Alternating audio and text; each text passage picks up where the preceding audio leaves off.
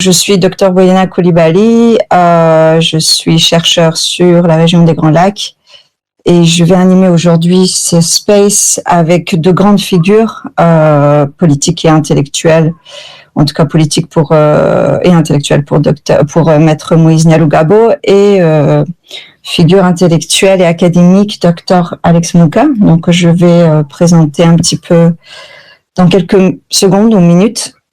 Juste quelques éléments de déroulement de ce space,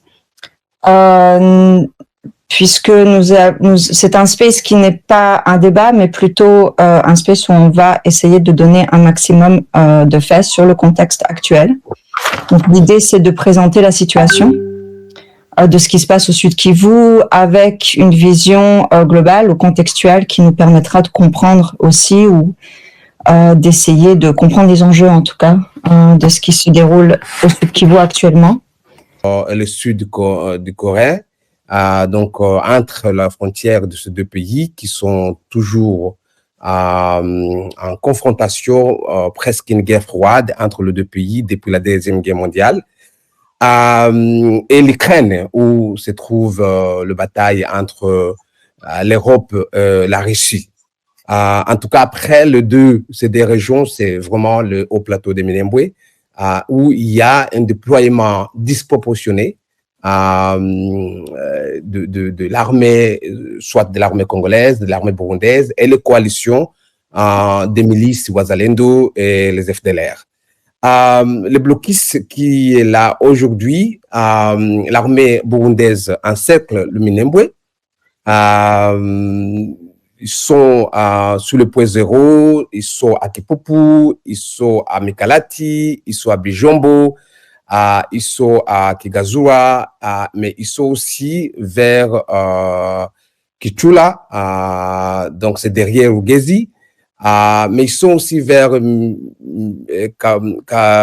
Babengwa, avec ils sont alliés au groupe Mai Mai. Ils s'apprêtent pour attaquer Minembwe. Donc, ils ont encerclé Minembwe. Ils ne veulent pas personne sortir de là. Le blocus, c'est un blocus humanitaire. Donc, ils ne laissent personne aller s'approvisionner de nourriture. La situation continue à se dégrader. Surtout sur le côté nourriture et voilà, matériaux médicaux pour les femmes qui vont accéder à la maternité, qui vont accoucher. C'est un grand problème de trouver le sérum, de trouver tout ce qui tout le monde qui sont malades, ils ont besoin. Récemment, ils ont dit qu'ils ont laissé une sortie le 24 novembre, c'était la semaine passée, oui, c'est le 24, ils avaient donné une petite ouverture. C'est humiliant parce que même pendant cette sortie, ils ont humilié les gens. Ils les ont presque torturés, ils voulaient qu'ils les photographient et puis qu'ils prennent des vidéos pour dire qu'à Minembwe, ils sont en otage. Voilà, donc la situation est celle-là aujourd'hui. C'est pourquoi vous avez vu beaucoup de campagnes qui demandent le Burundi de quitter le haut plateau de Minembwe et laisser les Banyamulenge dans la paix. Alors, les raisons, peut-être la deuxième question, où vous demandez les raisons d'être de l'armée burundaise au Sud Kivu. Je l'ai dit souvent dans mes écrits, c'est une source de revenus. C'est peut-être Burundi est l'un des rares pays qui sont contractés pour tuer. Donc, c'est des consultants. C'est comme donc c'est comme on les a donné un travail pour aller assiéger le Banyamulenge. Le gouvernement congolais, en coalition avec des groupes Mai Mai, il les faisait pendant 7 ans. Ils ont détruit plus de 85% des villages. Ils ont pillé le bétail, qui est vraiment la source de la vie pour cette communauté. Ils ont appauvri les gens. Ils ont créé des cas de concentration à Minembwe. Et pour finir le travail, ils ont passé le travail à l'armée burundaise, qui est vraiment dans la pauvreté actuellement. Le pays traverse une crise économique énorme. Son armée est déployée en Somalie, cherchant en tout cas les revenus. Donc, en tout cas, coupé des avoirs financiers. Ils essaient de chercher d'autres sources de revenus. Donc, le Burundi a vite signé un contrat avec Tshisekedi. En tout cas, je dois le dire clairement, pour assiéger, pour tuer les Banyamulenge, moyennant une rémunération. Deuxième raison, le Burundi est impliqué vraiment pour l'exploitation de l'or aussi. On ne le dit pas. Ils sont dans le bois rouge à Fizi. Le gouvernement burundais a fait des deals avec un chef rebelle, donc ce qu'on appelle en anglais warlord, seigneur de guerre Yakutumba, pour exploiter des matières précieuses. Et c'est là, sans l'autorisation de Kinshasa. Yakutumba se comporte comme un chef d'État dans son fief. Et la raison des conflits entre les deux chefs, des groupes armés, Wazalendo, Ngomazito, c'est vraiment ça. C'est ça, c'est le contrat que Yakutumba a avec le Burundi. Le Burundi vraiment est en train d'exécuter une sorte de balkanisation cachée, parce que ils sont en accord avec des groupes armés indépendamment du gouvernement congolais. Voilà. Donc la troisième raison, c'est une raison que j'ai dit souvent ethnocentrique, c'est du tribalisme. Vous avez entendu publiquement le président burundais nier la citoyenneté congolaise au Banyamulenge et affirmer que c'est une communauté qui n'a pas une tenue.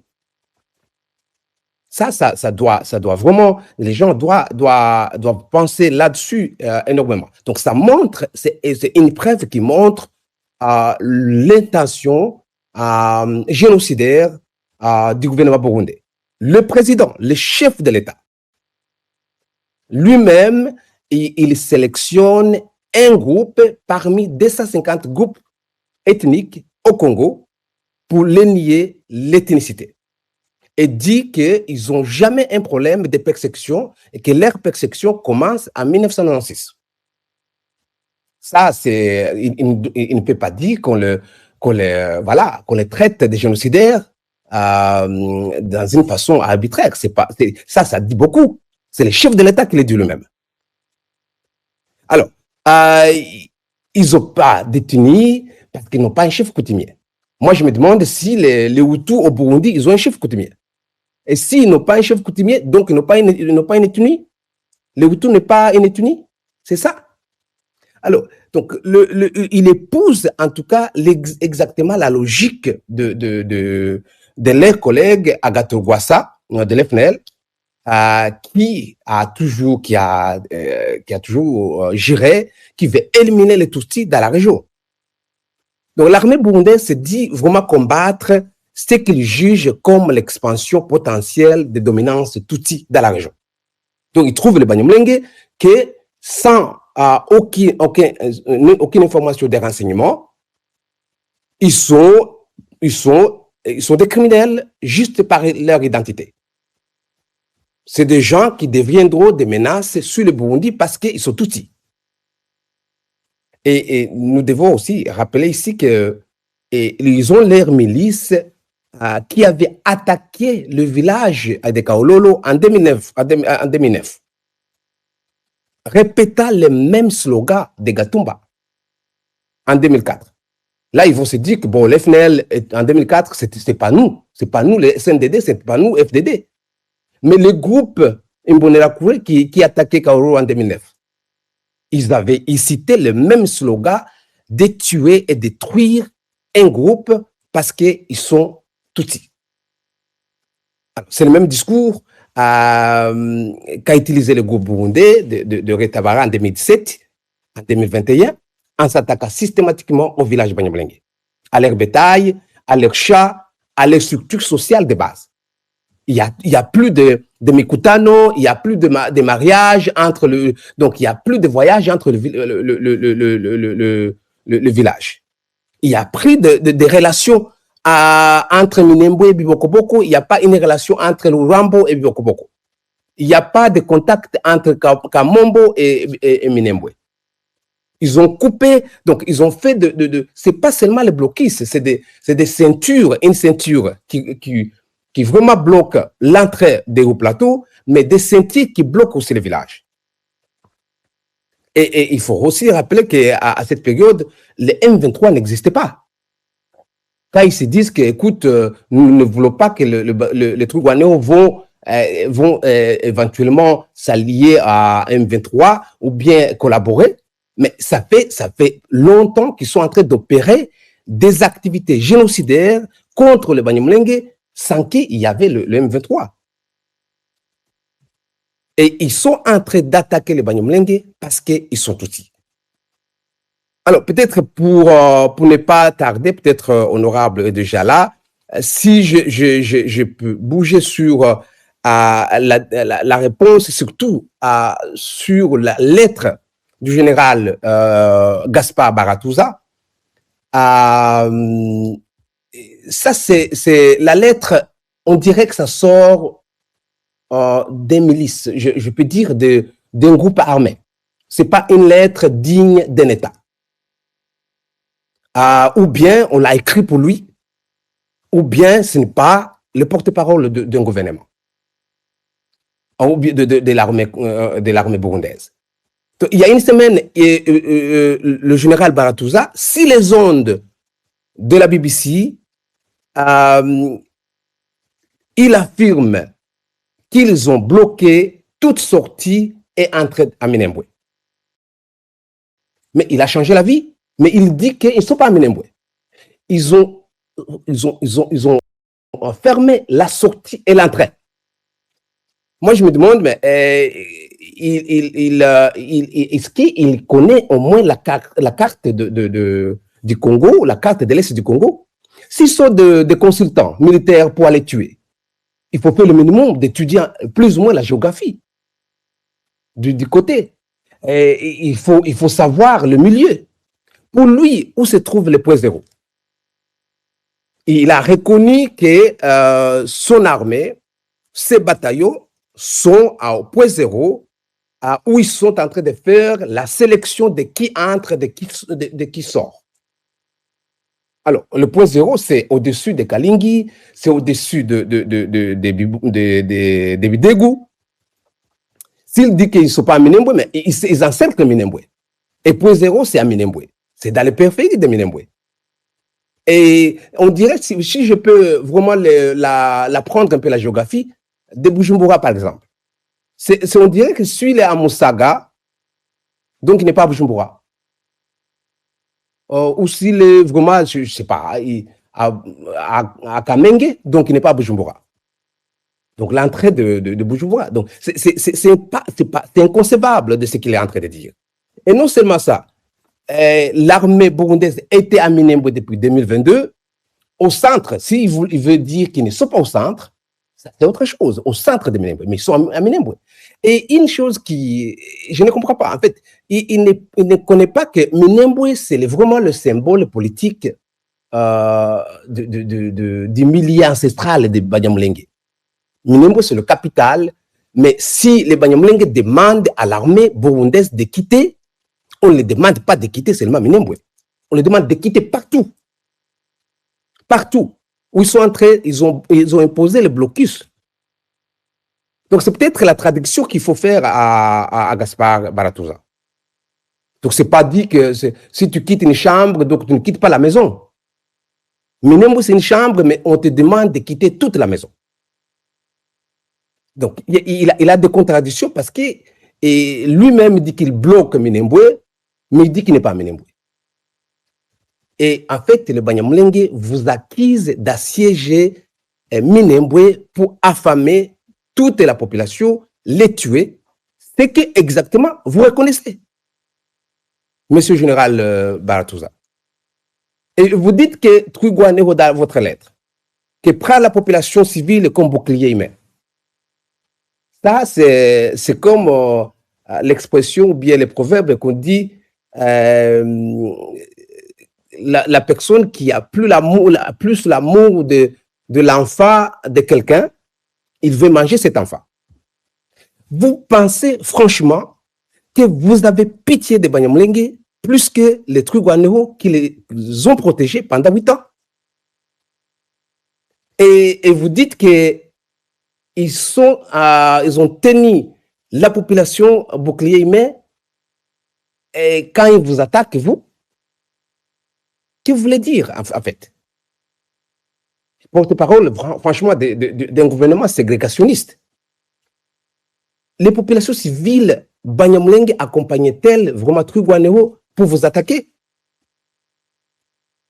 Enfin, les Maïmaï Wazalendo qui ont publiquement refusé de travailler à Ouvira avec Gassita parce qu'il est touti. Ils sont en partenariat avec le Burundi. Ils collaborent, ils travaillent ensemble. L'armée burundaise organise des démariages. Ils paient des loyers à Bujumbura pour les Wazalendo. Et après, vous allez dire que vous ne partagez pas la même idéologie génocidaire. Les Maïmaï, je vous rappelle, général, qu'ils n'ont pas aucune revendication politique. Ils le disent clairement. Ils disent que tout ce qu'ils veulent, c'est nettoyer, éliminer tous les Tutsis, tous les Banyamulenge sur le territoire congolais. Mais vous travaillez ensemble. Vous faites tout ensemble. Vous les armez, vous êtes derrière eux, mais vous ne partagez pas la même idéologie génocidaire. Et vous avez le même commandant qui est le président du Congo.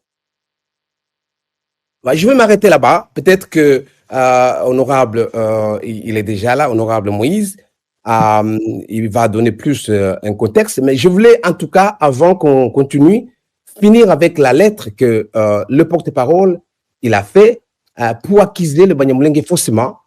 Et comme je vous ai dit, ils se sont installés à Mikenke en 2022. Ils ont donné le passage au Red Tabara. Red Tabara ont été installés à Kabanjou. Ils ont été reçus par le FARDC. Plus tard, eux-mêmes, ils ont facilité le Red Tabara pour aller à Lulenge en collaboration avec le FARDC. Et après, c'est comme on dit, pour tuer les chiens, on l'accuse de rage. Mais c'est inconcevable que vous pensez que vous avez pitié des Banyamulenge plus que leurs protecteurs. Et si franchement, ils ont tenu la population en otage, qu'est-ce que vous faisiez au Nord Kivu? C'est qui encore qui tenait la population en otage? Vous étiez à Kichanga, vous étiez à Mweso, vous étiez à Massissi, vous étiez à Numbi, vous étiez partout à Calais. C'est qui tenait les gens en otage? Mais il faut quand même, si vous êtes contracté, si vous avez un contrat, des experts militaires, pour aller tuer, il faut quand même le minimum d'avancer des réseaux politiques. Vous êtes là parce qu'il y a des gens qui ne partagent pas l'identité, selon vous, entre guillemets, et que vous voulez éliminer sur le territoire et sur le continent africain. C'est ça.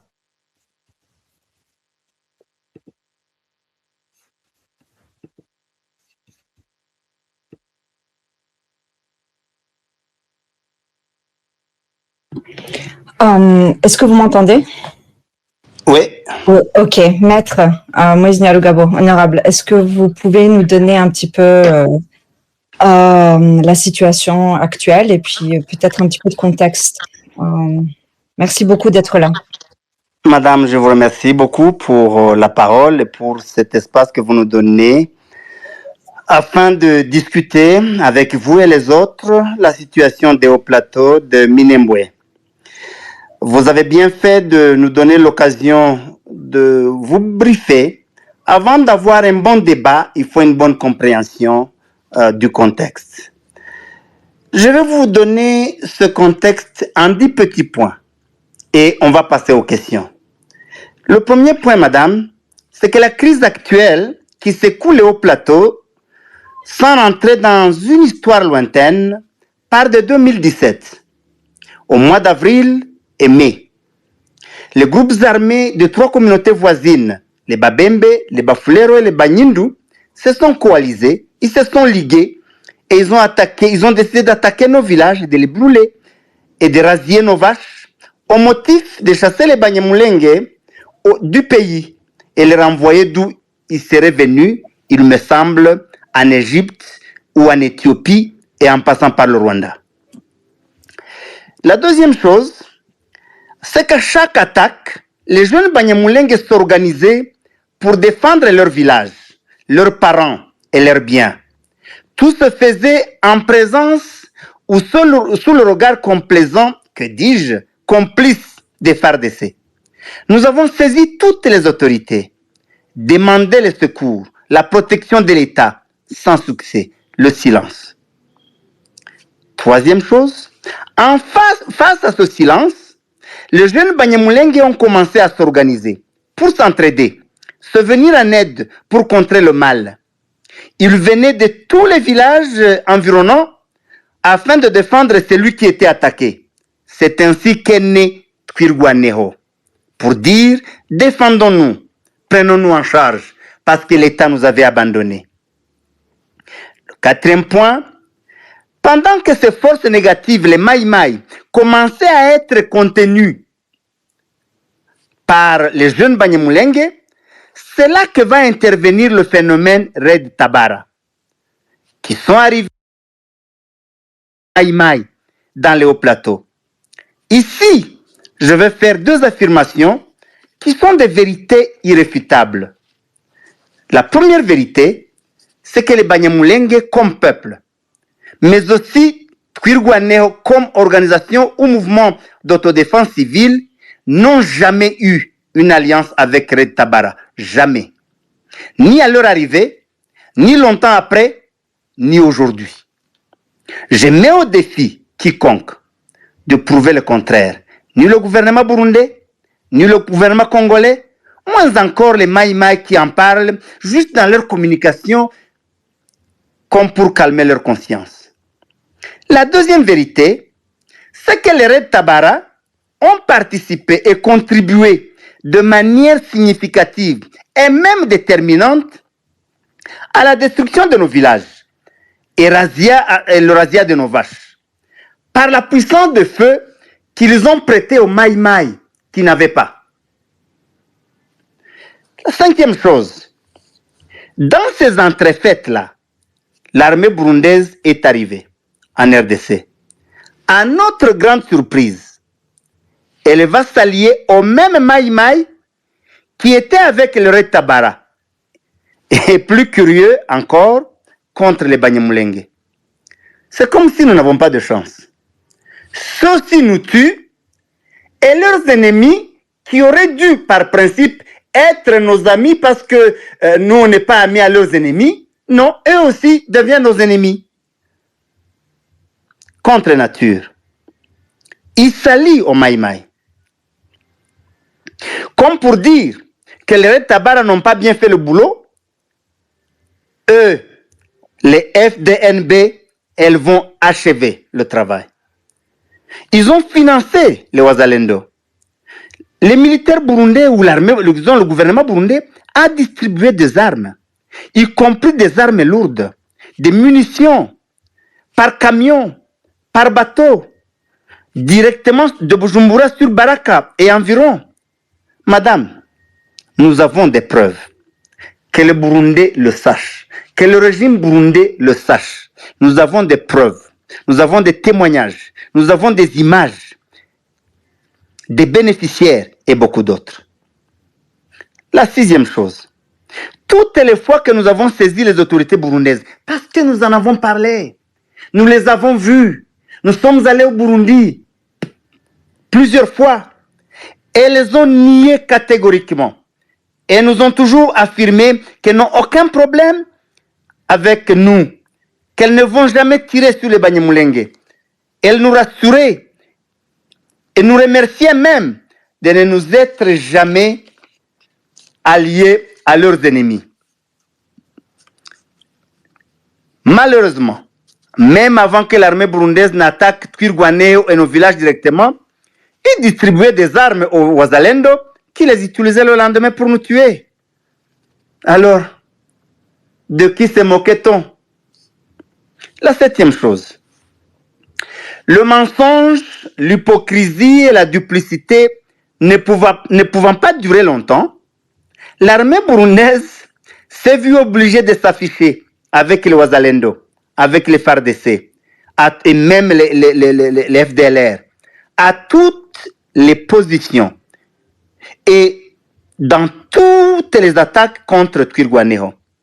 Elle s'est déployée de manière spectaculaire, allant jusqu'à 14 bataillons.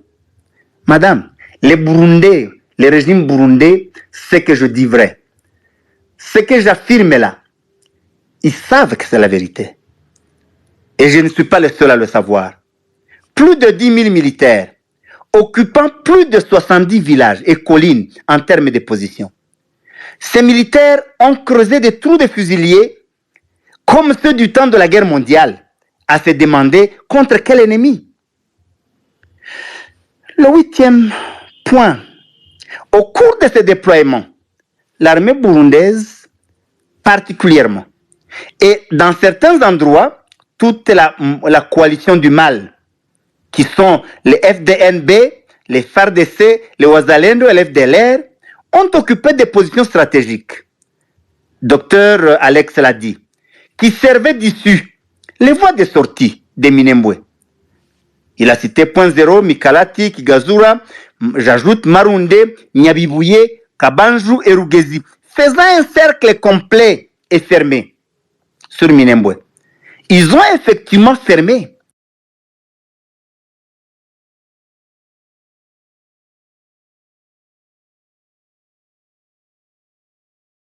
C'est le blocus. Personne n'entre, personne ne sort. Peut-être pour entrer Twirwaneho, personne n'a accès au marché, aux champs, au pâturage. Personne ne peut aller à l'hôpital. Pas d'accès au sucre, au sel, au savon, aux médicaments, à tout. Bloquer les routes et toutes les issues contre un seul peuple, une seule communauté, les Banyamulenge, dans un territoire, est non seulement un crime contre l'humanité, mais aussi tuer les Banyamulenge, donc les Tutsis du Sud Kivu, par la faim, est une forme d'extermination, donc un génocide, la plus atroce, doublée de méchanceté et d'une cruauté perverse. La neuvième question. Je vais dire un mot sur les mensonges et les contradictions faisant l'objet du narratif et de la propagande du régime burundais. Madame, vous avez suivi ce qu'ils ont dit sur la radio BBC et dans le communiqué qu'ils ont produit. Dans la même interview, le général Gaspard Baratuza dit qu'ils ne sont pas à Minembwe. Mais à la fin, il confirme que tous ceux qui veulent sortir de Minembwe ou qui sont avec leurs ennemis ne peuvent pas sortir. Il confirme, il revendique le blocus. Alors, s'ils ne sont pas à Minembwe, qui bloque? Qui bloque? Il confirme le blocus d'une part et d'autre part, leur présence. Sinon, qui bloque? Mais ce qui est criminel, qu'une armée nationale d'un pays revendique le blocus d'une population civile au motif que cette population se trouve avec des gens qui sont armés. J'ai rarement entendu parler de ça, sauf dans l'histoire du temps des camps de concentration nazis. Dans l'interview et dans son communiqué du 26 novembre dernier, il a le toupet de dire que Twirwaneho prend en otage les populations qu'il défend depuis 8 ans, pour lesquelles il meurt chaque jour, pour lesquelles il donne le sacrifice suprême. C'est juste la preuve d'un cynisme impudent, insolent, Mais c'est le propre des régimes décadents. Il affirme que l'armée burundaise est au Congo pour combattre tous les groupes armés, toutes les forces négatives, nationales et étrangères. Mais dans sa liste, il ne cite que les Red Tabara, les FNL, auxquels maladroitement et malencontreusement, il a ajouté Twirwaneho et l'M23. Mais je me pose la question. Le gouvernement burundais, le régime burundais et l'armée burundaise n'ont jamais entendu parler de Biloze Bishambuke de Ngomazito. Ils n'ont jamais entendu parler du CNPCC de Yakutumba. Ils n'ont jamais appris que Nzelambouma existe, que Kakobanya existe, que Mamadou existe, que Kapapa existe, que Kamama existe, que Kashumba existe, que Makanaki existe, que René Itongwa existe, que Fieka Adouy existe, que James Bitolo existe, que le groupe Rukumeta existe. Ils n'ont jamais entendu parler de Maïmaï Ilunga. Ils n'ont jamais entendu parler du Maïmaï Nyerere. Ils n'ont jamais entendu parler de Bolingo qui a succédé à Mtetezi et Bouila et d'autres. Je m'arrête là pour ne pas abuser de votre temps. Ils n'ont jamais entendu parler de ça. Ils ne savent pas que ce groupe armé existe. Et on n'en parlait pas. Même l'FDLR. Et dans son communiqué, un peu comme par malice ou par ruse, lorsqu'il parle des positions, il parle de positions de FDNB et de FARDC. Il ne parle même pas de Ozalendo. Quelle honte. Le dernier point, pour vous laisser poser des questions, j'ai quand même besoin de m'interroger sur le prix que le régime burundais, que le président Ndayishimiye aurait reçu pour s'approprier la guerre de la RDC, en faire sa guerre. On pouvait comprendre que l'armée burundaise se déploie ou déploie ses troupes dans la plaine de la Ruzizi, en face de leur capitale Bujumbura. On pouvait comprendre. C'est pour la sécurité du Burundi. On pouvait comprendre qu'ils soient à Uvira et même tout au long de la route qui longe le lac. C'est toujours à la frontière avec eux. Mais que 14 bataillons soient déployés au fin fond des montagnes de Mulenge, qu'il y ait des militaires burundais à Mwenga, à Shabunda, à Kindu, à Walikale, à Punya, à Kisangani, qu'il y ait même une unité, un bataillon ou une compagnie qu'on aurait envoyé pour la sécurité de Tshisekedi. Ça, c'est vraiment toujours pour la sécurité du Burundi? La même question d'ailleurs, on pouvait se la poser quand l'armée burundaise se battait à Ngungu, à Mushaki, à Kirolirwe, à Kichanga, à Rubaya, à Mweso, à Numbi et ailleurs. Ils défendaient quoi? Ils défendaient qui?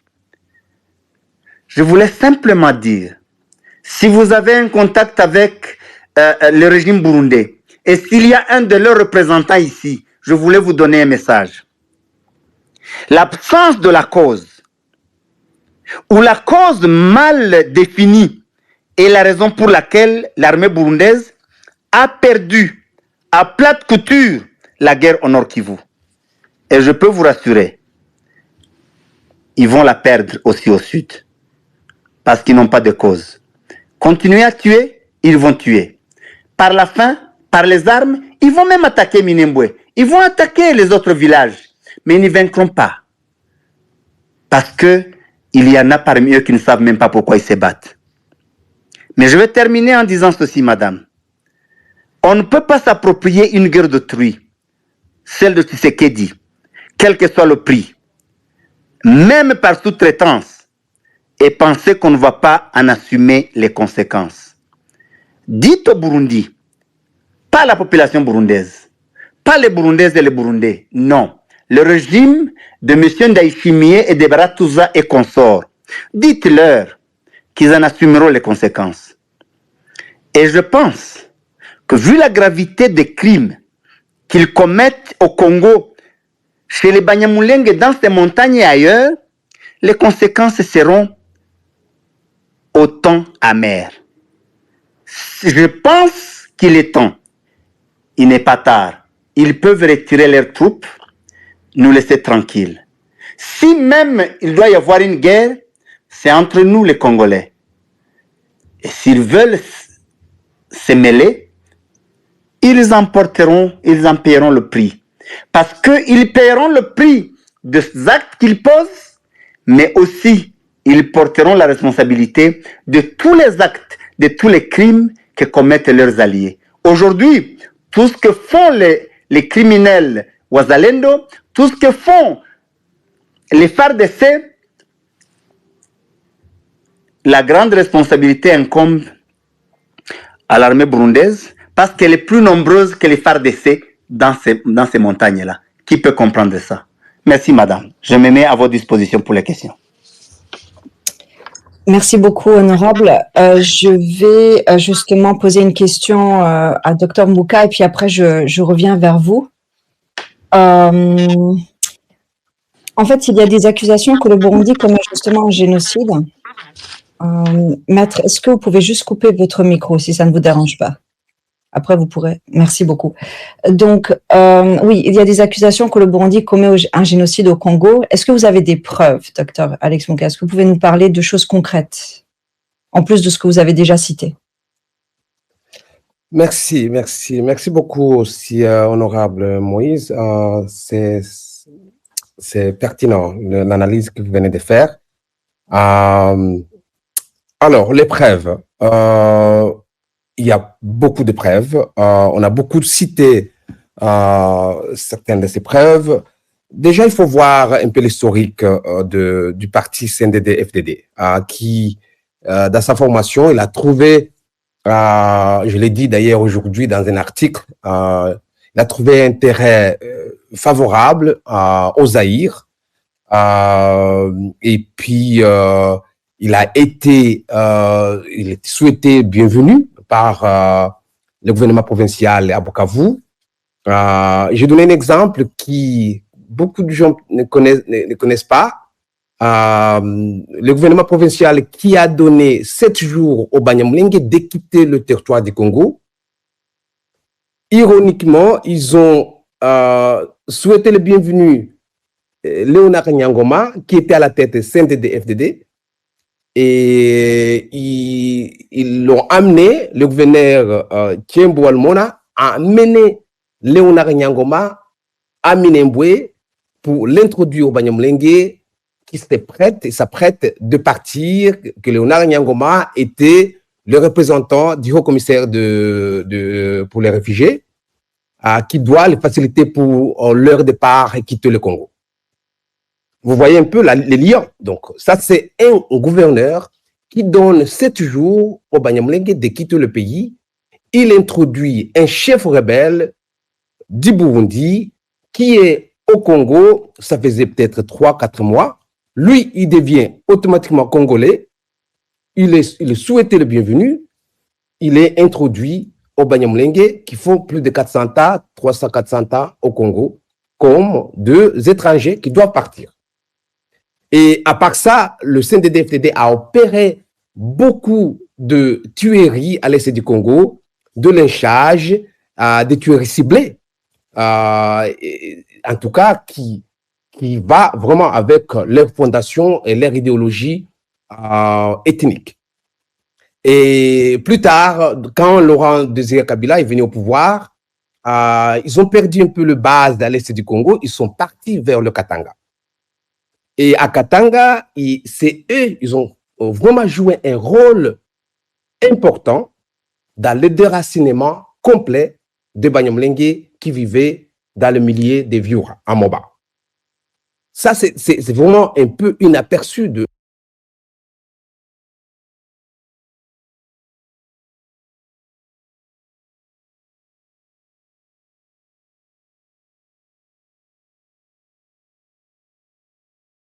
du background du CNDD. Ils avaient toujours des collaborations sur des aspects de l'idéologie ethnique. Le FNL qui a déclaré, a assumé la responsabilité d'avoir exterminé, d'avoir tué les gens à Gatumba, avec comme responsable Agato Gwassa. Alors, revenons aujourd'hui de ce qui se passe dans le haut-plateau. Honorable Moïse l'a dit, la collaboration, je l'ai dit aussi, la collaboration du gouvernement burundais avec le Wazalendo. J'ai fait une cartographie des groupes armés. Il y a plein de cartographies, mais moi, je l'ai fait moi-même faisant une étude sur les réformes, les réformes foncières. Alors, il fallait vraiment trouver les causes profondes des conflits. Et bien sûr, comme la question des terres revient toujours dans les causes profondes, il fallait comprendre les motivations des groupes armés au Nord Kivu et puis au Sud Kivu. Quand je faisais cette cartographie, au Sud Kivu, il y avait 57 groupes armés. Et quand on fait ce genre d'études, il faut comprendre les intérêts, les alliés de chaque groupe armé. Et tous ces groupes armés, en tout cas, la plupart, plus de 40, ils avaient des liaisons avec le Burundi. Donc, si ces 57 groupes armés, ils revendiquent qu'ils veulent exterminer les Banyamulenge sur base de leur identité, ça c'est la première preuve que le Burundi est en train de commettre un génocide. Parce que ces groupes, ça fait 8 ans qu'ils sont en collaboration avec l'armée congolaise pour chasser les Banyamulenge. Et donc, si le Burundi est en collaboration avec eux, donc ils sont en train de commettre la même chose. Ça c'est la première preuve. Deuxième preuve, c'est vraiment les liens qui est des rapports indépendants. Ils ont suggéré, ils ont donné que l'armée burundaise a des liens avec l'ancien groupe qui a commis le génocide des Tutsis au Rwanda, les FDLR. Et automatiquement, si vous avez une liaison avec ce groupe, les revendications, toujours, c'était vraiment à exterminer les Tutsis au Rwanda. Alors, comment un gouvernement, comme le gouvernement du Burundi, qui n'est pas un État rebelle, ils ne sont plus des rebelles, ils sont en collaboration avec un groupe qui a commis le génocide.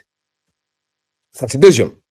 Troisième, justement, honorable Moïse l'a dit, si ils ont un problème sécuritaire, ils allaient se baser dans le milieu, la proximité géographique, donc dans la plaine de Ruzizi, à Kamanyola ou ailleurs. Mais ils sont dans les hauts plateaux, et dans les hauts plateaux, il y a d'autres tribus. Ils encerclent seulement les villages des Banyamulenge. À Minembwe, il y a 99% des gens sont des Banyamulenge. Il y a quelques Bashi qui sont venus soit chercher le travail. Mais la majorité, c'est des Banyamulenge. Mais à 25 km, à Lusuku, à Molima, il n'y a pas le blocus. Je vous rappelle qu'à Minembwe, le sucre est 900% plus cher que la moyenne sur le territoire congolais. Alors, et à 25 km, tu achètes le sucre normal. Et à Minembwe, non.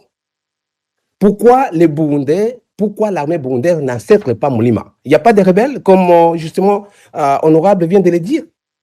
Il n'y a pas de groupes armés partout, il n'y a pas de menaces. Au point zéro. Malheureusement, le général ne connaît pas la géographie de là. Il a dit qu'au point zéro, nous sommes là parce qu'il y a la possibilité qu'il y a des gens qui vont quitter là-bas pour attaquer Bujumbura.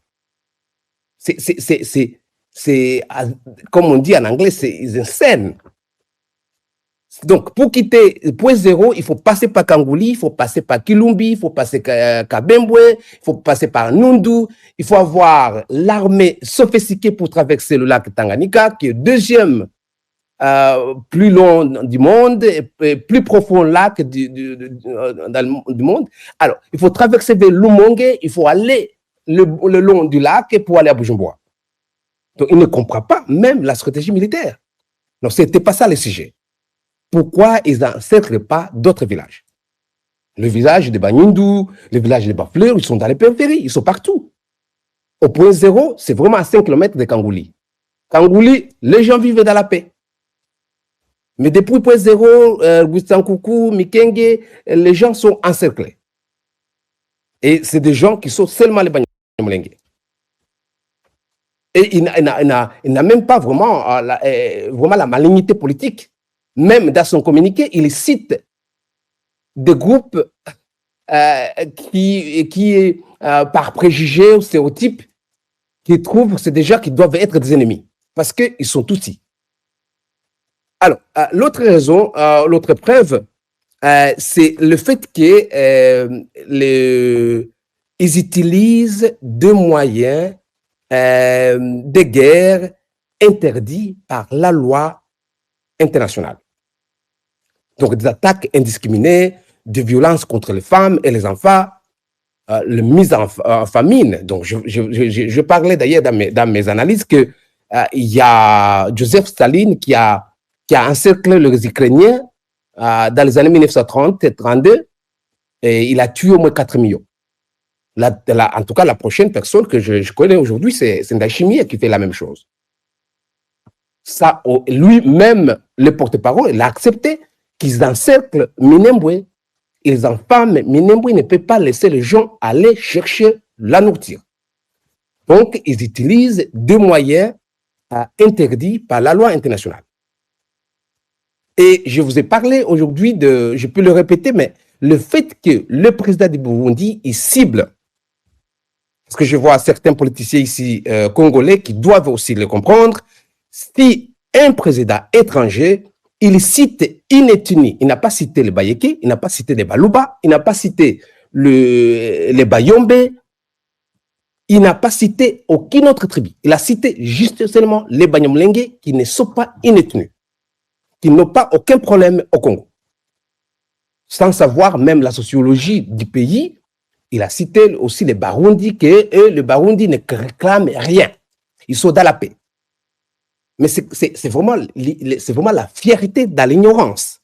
Je m'excuse pour un président d'un pays.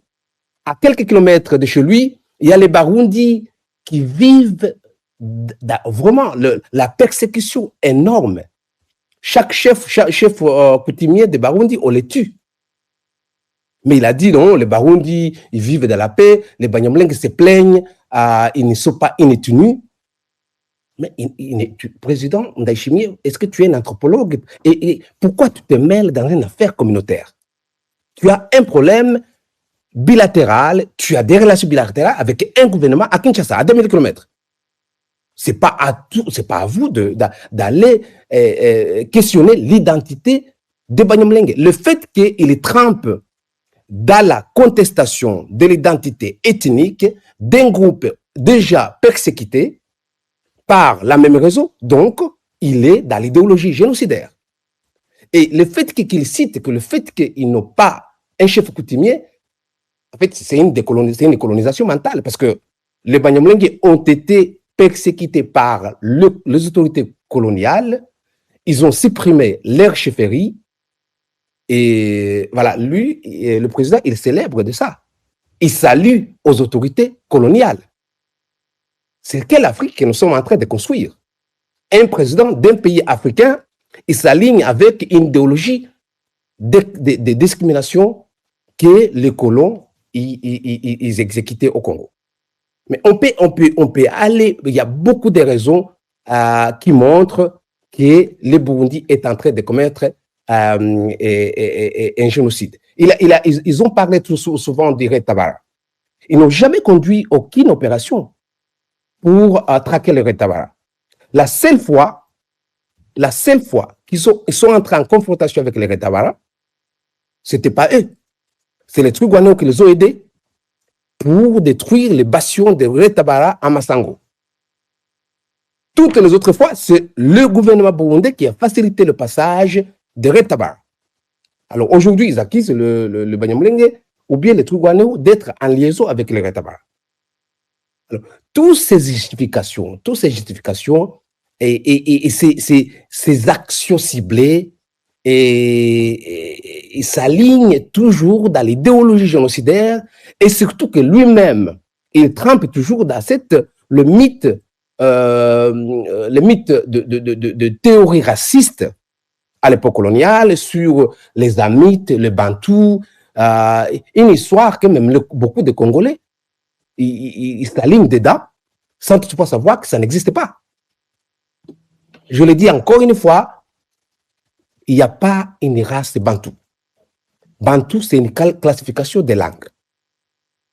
Il y a des classifications des langues africaines. Ce n'est pas une classification des groupes ethniques. Ce n'est pas une définition des nés.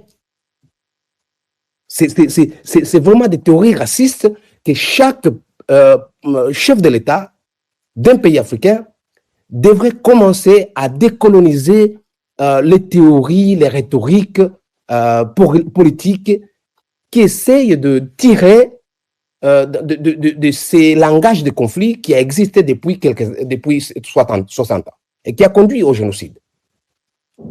Voilà, le Burundi est toujours dans cette idée que les Banyamulenge sont des Tutsis, ils sont une menace, juste le fait qu'ils sont des Tutsis. Voilà, c'est ça en fait ce que je peux partager comme preuve que le Burundi est en train de commettre un génocide. Merci.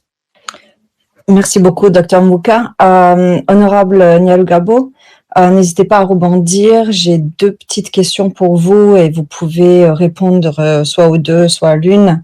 Mais en tant qu'avocat, est-ce que selon vous, justement, affamer les civils et le revendiquer, est-ce que ça constitue un crime de guerre? Qu'est-ce que cela implique sur le plan judiciaire? Et vu que vous avez aussi suivi le dossier Gatumba, comment est-ce qu'on explique que ça a été revendiqué par l'ancien porte-parole du FNL, donc qui a revendiqué ce massacre, mais qu'aujourd'hui, ces gens-là sont en liberté? Comment est-ce qu'on explique que la communauté internationale n'insiste pas là-dessus, même si, bon, comment est-ce qu'on explique, c'est pas forcément une question qu'il faut poser, mais que dire du silence de la communauté internationale par rapport à ce qui se passe? Et dernière question pour vous, en tant que député, qu'est-ce que vous avez fait, vous, personnellement, pour prévenir ce type de situation? Quels sont les actes que vous avez vous-même posés en tant que député, membre du Parlement? Merci. Merci beaucoup pour les questions. Je vais peut-être revenir un peu sur... je vais commencer donc par la première question que vous venez de poser sur affamer les civils. C'est ça la preuve. C'est une des grandes preuves du génocide. Madame, l'armée burundaise, je vous ai dit, elle est la plus nombreuse dans les montagnes, plus que même les FARDC. Et quand on ferme toutes les issues à une seule communauté, sachant qu'à l'intérieur du cercle, il n'y a ni marché, ni pâturage, et même les champs, les propres champs des Banyamulenge, nombreux sont à l'intérieur du cercle, c'est visiblement le dessein d'élimination ou d'extermination.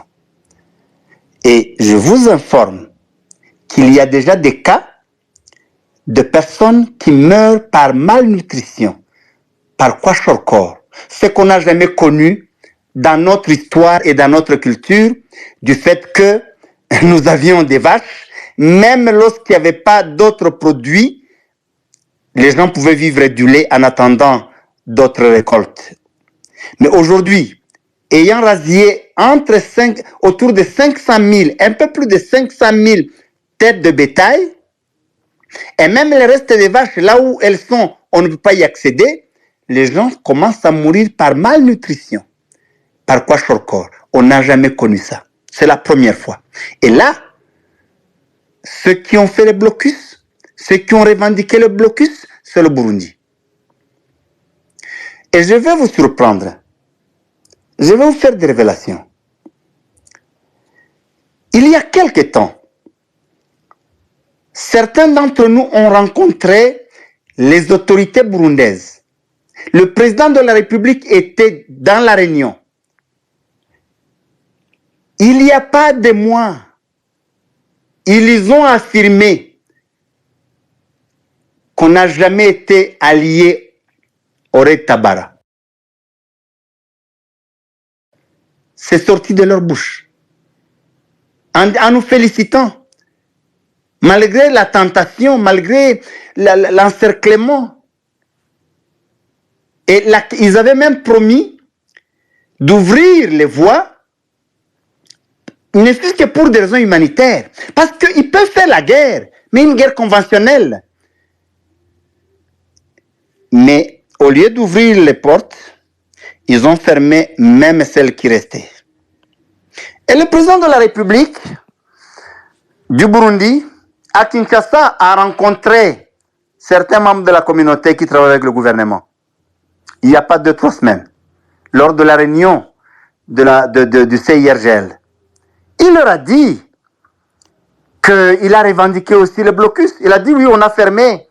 Mais lui a dit qu'ils ont fermé sur demande des FARDC, donc il faut régler ça avec le président Tshisekedi. C'est sorti de sa bouche. Donc, ce que je dis, lorsque nous disons que le blocus, il le revendique, nous avons des éléments.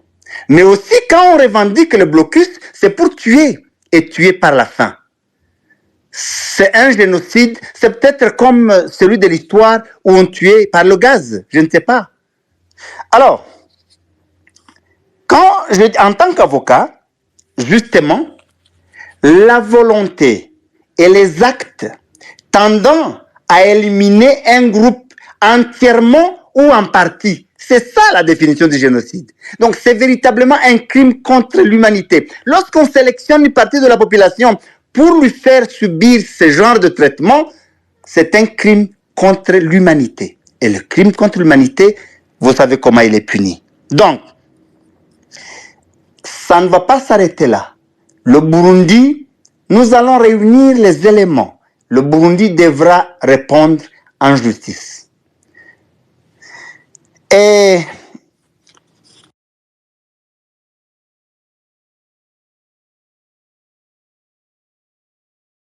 on ne peut pas compter sur on